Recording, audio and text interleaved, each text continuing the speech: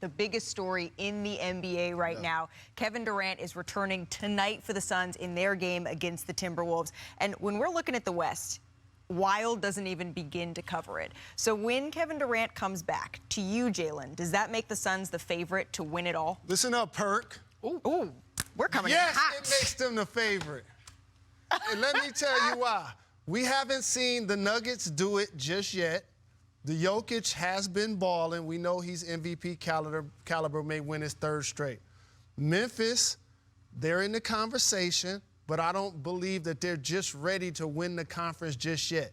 The players that we've seen do it, LeBron James and Anthony Davis, I don't think they're going to do it this year. Kawhi Leonard, Paul George is injured. I don't think the Clippers are going to do it this year. And without Wiggins, I don't think the Golden State Warriors and the Splash Brothers are going to do it this year. The team that most recently did it, that still got their top players in tow, is Devin Booker, DeAndre Ayton, Chris Paul, and they just added the easy money sniper. My favorite if he's healthy. Your favorite in the West. In the West, yes, sir. But the question is, are the Suns the best team in the NBA with Kevin Durant? No. And the answer is hell no. Oh, goodness. And I would not sit up here and disrespect the Boston Celtics. I would not disrespect the Milwaukee Bucks. And to be honest with you, if I look at the Phoenix Suns and the Philadelphia 76ers and they match up in the 7-game series, it actually will go 7 games, and I don't know who will win. So to answer your question, yes, Kevin Durant makes them a better team, obviously. He's one of the greatest scorers to ever touch the damn basketball. But on the flip side of things, again, I'm worried about the others. I'm worried about DeAndre Ayton. I'm worried about Cameron Payne. I'm worried about those guys, Terrence Ross, who really haven't touched the postseason in the last 2 years. I'm worried about guys like that. That's what's going to help them get over the hump. That is fair. Let's break it down for both of the bros because Jalen came in hot today. I know. He had fingers pointed right at the game. I like that. Let's keep that same energy. Best team in the NBA. I know the Boston Celtics Perk have stuttered and sputtered as of late, but it's between those two, and I really have the Bucks. Quietly, even with or without Giannis, they are deep. They've been there. They know exactly how to improve. They figured their offense out, and they figured their defense out. They're just set. But when we look at the West, the Suns should be on paper the favorite. Right. But the reality is you have a question about depth. Who doesn't have a depth issue? The Denver Nuggets, who are #1 in the West. Can I ask y'all a question? Please do. So I'm looking at the standings. You are. All right. If they match up today, it will be the Clippers and the Suns. With the way Kawhi been playing, who would you pick? I'm picking the Suns. Okay. Same. Well, the Golden State Warriors are half a game behind the Clippers. Say if they slide into that 5th spot and Golden State match up with the Phoenix Suns. With Kevin Durant playing in front of fans in Chase Center for the very first time.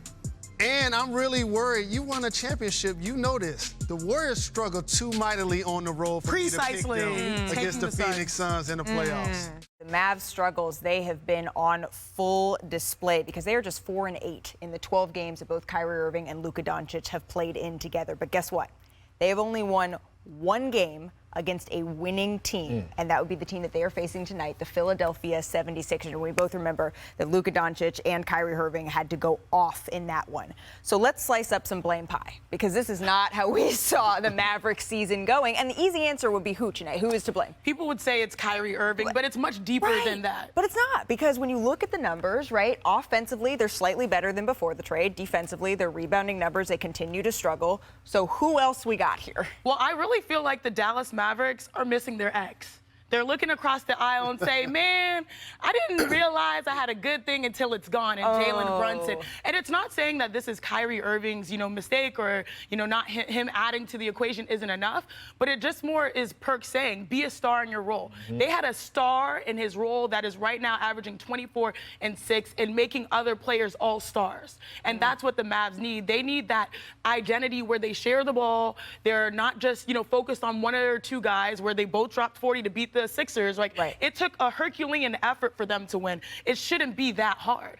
And that's why you really need to focus on the role players, hopefully getting more involved. And see, when you miss on a player like Jalen Brunson, who you could have probably given $50 million to, and you chose not to, when the price went up, you still chose not to, and you lose him, Now you reach. And that's where it becomes Mark Cuban, because he's the head of the snake.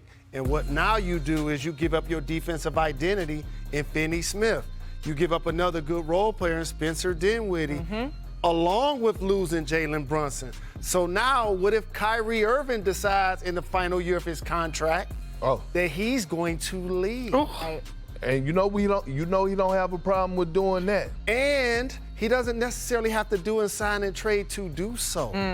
So you might lose him for nothing. So it's going to be interesting to see if a team that reinvented itself multiple times, Porzingis is actually out here balling for the Wizards, by the way. They had him also. And so now, if Mark Cuban can't find a way to put another superstar or star next to Luka, it's going to be trouble, because he ain't going to be happy. I think it's unfair and it's crazy for anybody to blame Kyrie or Luka. Absolutely.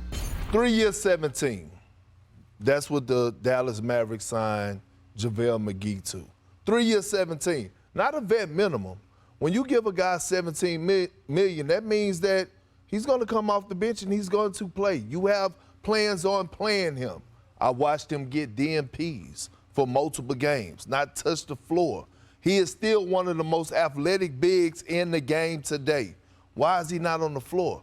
A great rim protector. So it's a disconnect between the front office and Jason Kidd. So they're the ones to blame. The whole organization, not the players, but not being on the same page and not putting the necessary pieces around Luka to make sure he continue to be successful. Well, and it all gets so much worse, right, if we're talking about them missing the playoffs, the play-in, and then that conversation has to happen about what's coming up next. Because look at their schedule here. It's winnable games that they have in front of them, starting with a tough test tonight with the 76ers. By the way, Joel Embiid still is questionable. But all those teams are fighting for playoff positioning. They're winnable, but, they're going to have to deal with the fight. The only game I see winnable for them is the Spurs.